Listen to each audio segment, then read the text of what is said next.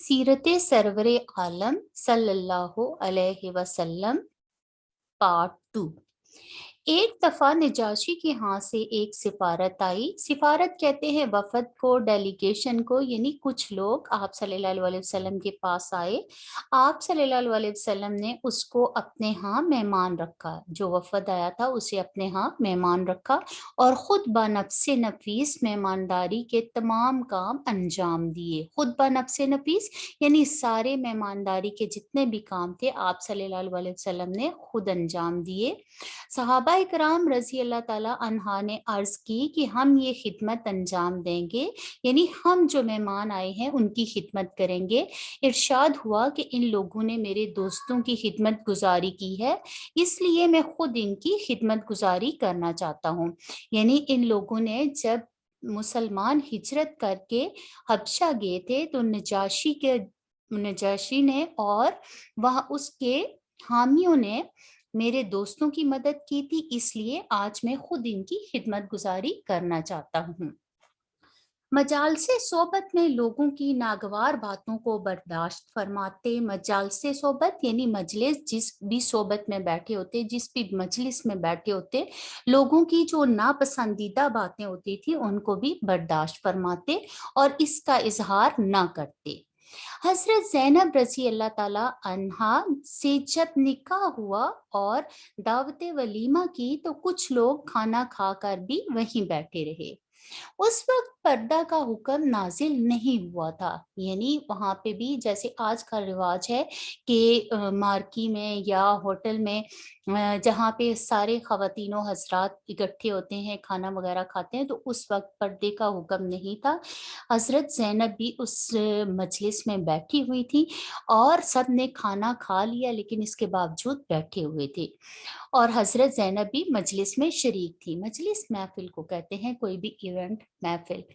आप सल्लल्लाहु अलैहि वसल्लम चाहते थे कि लोग उठ जाएं लेकिन जबान से कुछ नहीं फरमाते थे, यानी आपने कुछ भी ना कहा लेकिन चाहते ये थे कि ये लोग यहाँ से चले जाएं। लोगों ने कुछ ख्याल ना किया। आप सल्लल्लाहु अलैहि वसल्लम उठकर हजरत आयशा रजी अल्लाह ताला अन्हा के हुजरे तक गए। हुजरे तक, हुजरे ये कह लें, कमरा कह लें, घर कह लें, मकान कह लें। वापस आए तो इसी तरह मजमा मौजूद था। मजमा मौजूद था, वैसे ही लोग मौजूद थे, वैसे ही भीड़ मौजूद थी। फिर वापस चले गए, यानी फिर हजरत आयशा के पास वापस चले गए और दोबारा तशरीफ लाए।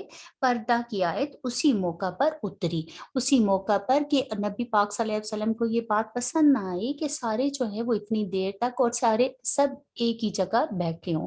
उस वक्त पर्दा की आयत जो है वो नाजिल हुई और फिर अपनी नागवारी के बावजूद कि नबी पाक सल्लल्लाहु अलैहि वसल्लम को ये बात पसंद नहीं थी, इसके बावजूद कुछ भी जबान से नहीं कहा, लेकिन जब पर्दा की आयत उतरी तब आप सल्लल्लाहु अलैहि वसल्लम ने वो सबके सामने बयान की।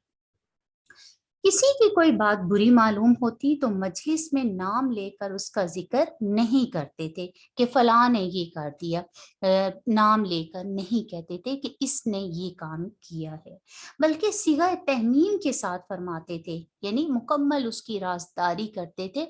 आम वो बात आम भी कर देते लेकिन उसका नाम जो है जिससे ये गुनाह या ये गलती सरजद हुई है उसकी इस्लाह के लिए सब की तरफ से फरमाते कि फलां ने ये किया है या इस काम का ऐसे अंजाम होना चाहिए।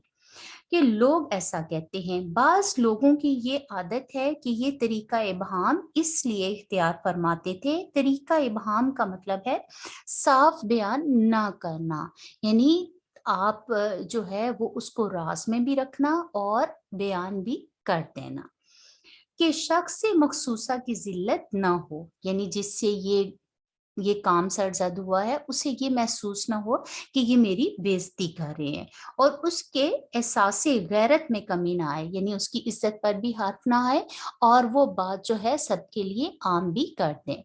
इसी तरह इसी से रिलेटेड एक वाक्य मैं आपको बताती चलूं कि एक दफा एक सहाबा जो हैं वो वजू कर रहे थे।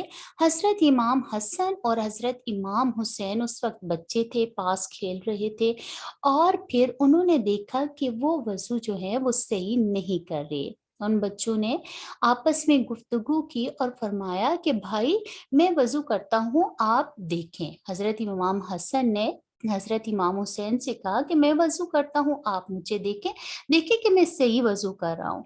इस तरह वो जो पास बैठे हुए थे, जो वजू कर रहे थे साहबा, उन्हें महसूस हुआ कि शायद मेरा वजू जो है वो मुझसे कोई चीज तर्क हो गई है।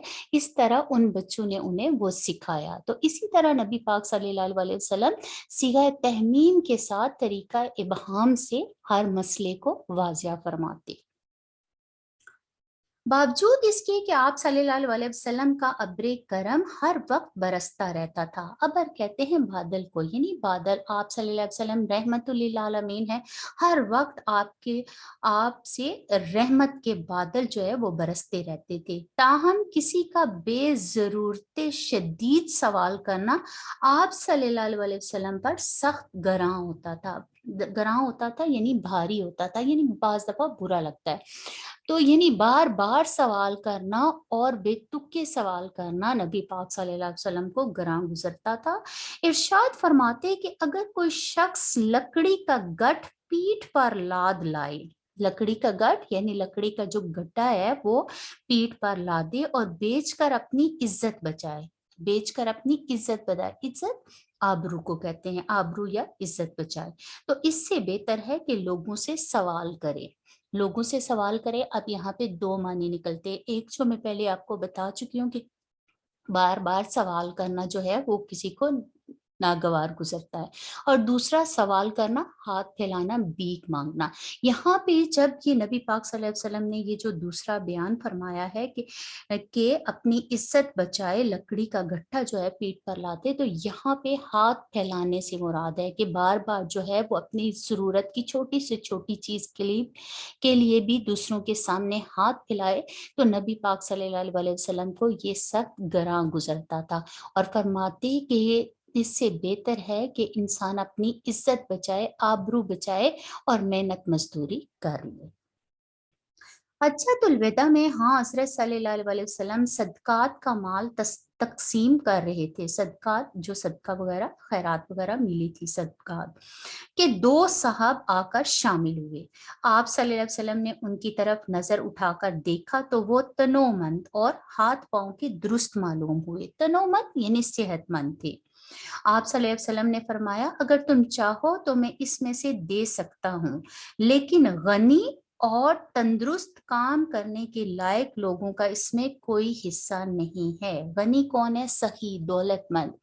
नबी पाक सल्लल्लाहु अलैहि वसल्लम ने वाज़िया तौर पर यह इरशाद फरमाया कि अगर तुम चाहो तो मैं दे सकता हूँ, लेकिन जो मालदार हैं और जो दूसरा तंदुरुस्त हैं, काम करने के लायक है, उनका सदकात में कोई हिस्सा नहीं है।